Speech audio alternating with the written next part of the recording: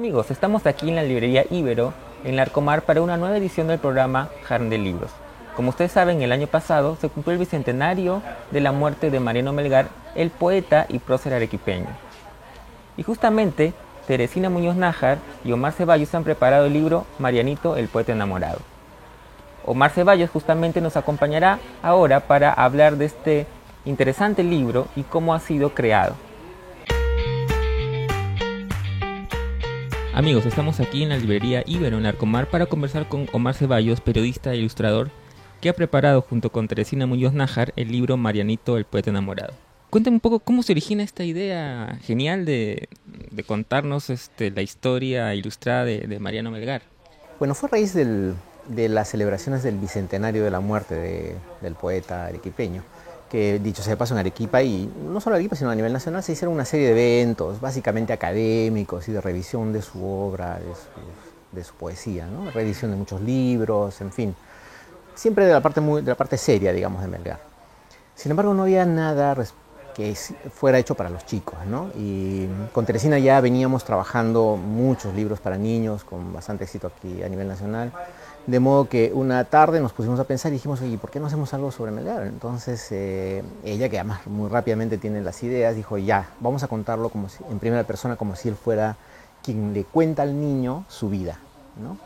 Pero eso traía pues algunas complicaciones, porque ¿cómo le cuentas a un niño sobre la muerte? Me mata, o sea, me fusilan, ¿no? Eso fue, pero Teresina lo resuelve de una manera magistral, porque al final del texto no necesita contarlo, simplemente dice, hasta aquí llegan mis recuerdos. Aquí se acabó, ¿no? La historia. Y se acaba la historia, sí. Sí. Ahora, lo interesante es que se cuentan datos que de repente muy poca gente sabía, como esta precocidad de Melgar. A los 8 años ya hablaba y escribía latín. Sí.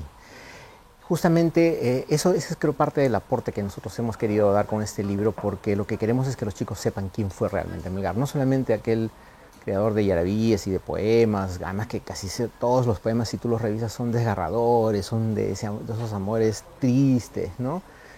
Y que la verdad es que no es una poesía alegre la de Melgar. Sin embargo, era más que eso, más que un muchacho enamorado que por amor se fue a pelear por la libertad de su país y se inmoló, en fin, más que eso, es mucho más, de verdad. Leyendo las biografías que se han escrito sobre Melgar, encontramos una gran cantidad de información muy valiosa, como esta que tú acabas de mencionar, el hecho de que él haya, además, sido considerado por muchos de los estudiosos de la vida de Melgar como uno de los primeros indigenistas, porque tuvo la suerte de compartir con los indígenas que venían de Puno, comerciantes que entraban a la ciudad de Arequipa, porque en esa época su casa quedaba en los linderos de la ciudad, es decir, hasta ahí terminaba la ciudad, luego venían las chacras y los caminos que traían los comerciantes puneños.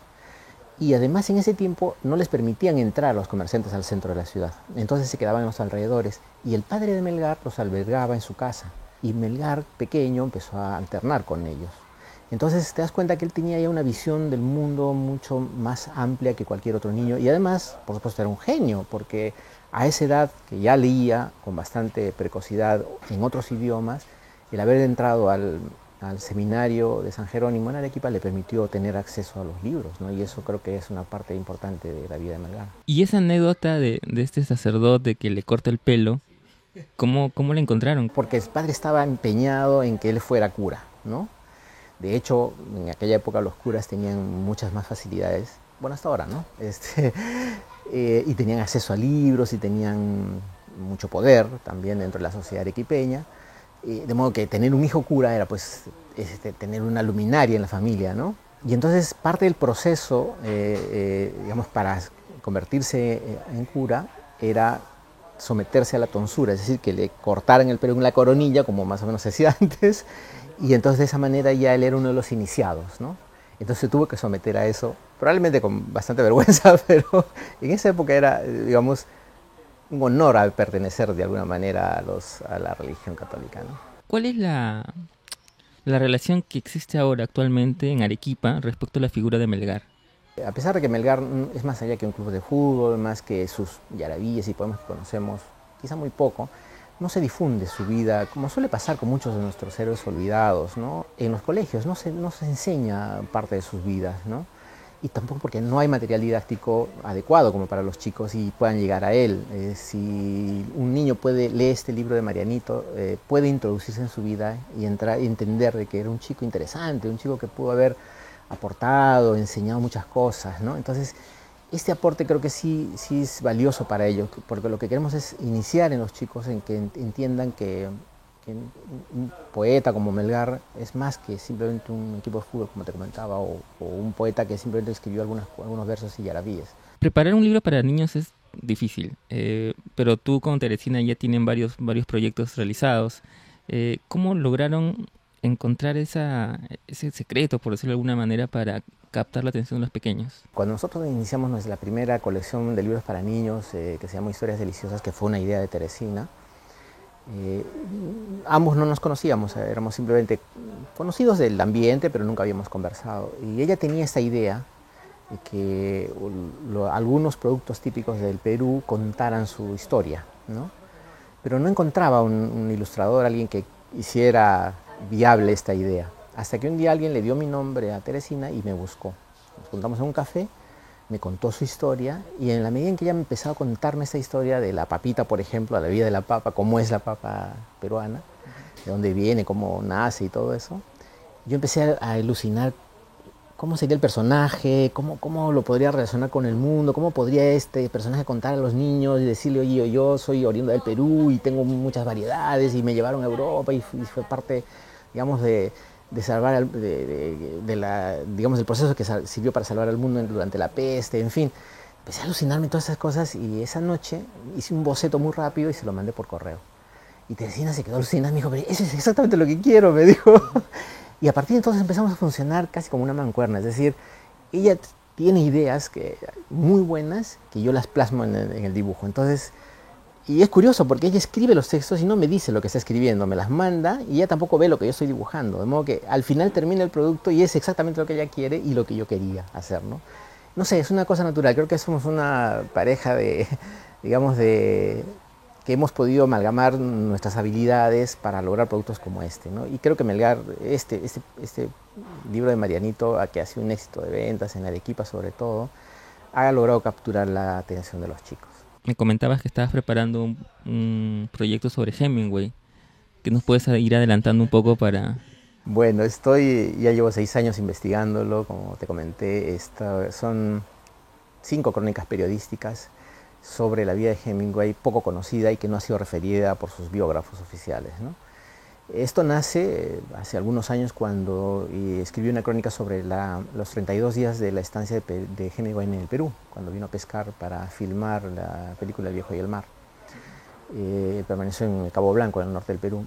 Y cuando empecé a revisar, digamos, lo que habían escrito los periodistas que lo habían conocido, me di cuenta que había muchos vacíos, ¿no? Y justamente eso no está referido, curiosamente, en ningún libro de las biografías de Hemingway. De modo que empecé a investigar, viajé para allá, hablé con algunos pescadores, reconstruí la historia, encontré muchas cosas que no se habían encontrado hasta ese momento, como por ejemplo el registro del Club Cabo Blanco, ¿no? Que era un club muy exclusivo, del cual solamente un peruano formaba parte de él, eran millonarios que venían a pescar a esas partes del Perú. Y entonces reconstruí la historia y esta crónica se publicó en la revista Gato Pardo de Colombia. Y la crónica ganó un premio en la Sociedad Interamericana de Prensa en Miami. Entonces a partir de eso dije, Hemingway tiene más cosas. Entonces en uno de los viajes a La Habana me encontré con otra historia sobre un fantasma de Hemingway que vive en la casa de Finca Vigía. Después la amante secreta que tuvo en Cuba durante casi 10 años, secreta entre comillas, una prostituta que conoció en el bar y que la mantuvo además, ¿no? Le pagaba el departamento y fue la única mujer que cuestionó sus libros. Hay anécdotas muy deliciosas que nunca se han contado sobre su vida. Entonces, todo eso forma parte de este libro que estoy terminando de escribir y que espero vea la luz pronto. Amigos, estamos aquí en la sección de recomendaciones de libros para hablar de las últimas novedades editoriales. Queremos recomendar Suite Francesa de Irene Nemirovsky, publicado por Salamandra.